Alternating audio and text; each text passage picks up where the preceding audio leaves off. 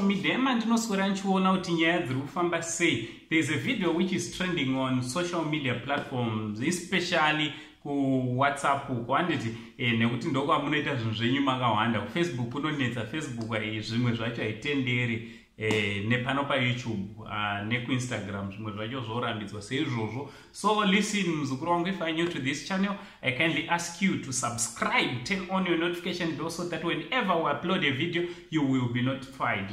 Thanks very much for all your unwavering support which you continue giving to this channel, your favorite channel of your choice.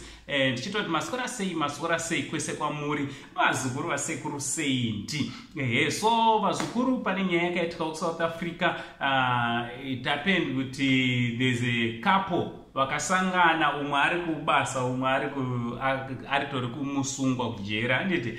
So this is what happened. This couple, it's a couple vakatorurana, varitori married zvipamurau.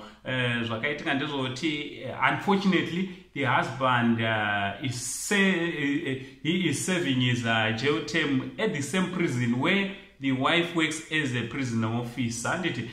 So vazukuru ungazofa nenyota makumbo ari mubhurere.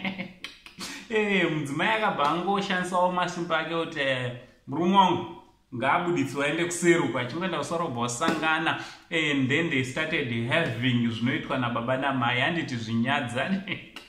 And unfortunately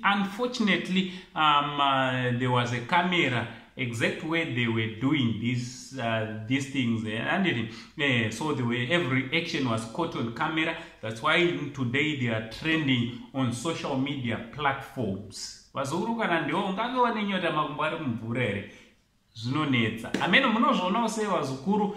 Tazonzwa vamwe vachitaura kuti asungirira mukadzi wachona akomita suicide.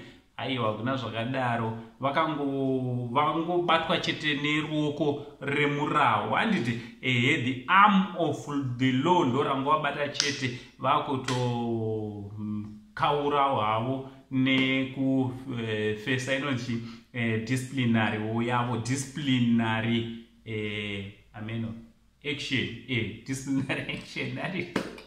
So ngatara nomacomments kuti munofunge vazukuru kuti uriwe waizvifambisa sei kuti mukadzi wako ndiye musungwa pajeri rauri kushanda iwewe, wowana mukana ungamuregere, ndoako kwayagara wakatomuroora. From Uncle Zen, the only Zimbabwean uncle, ngatara nomacomments chitichi, much love.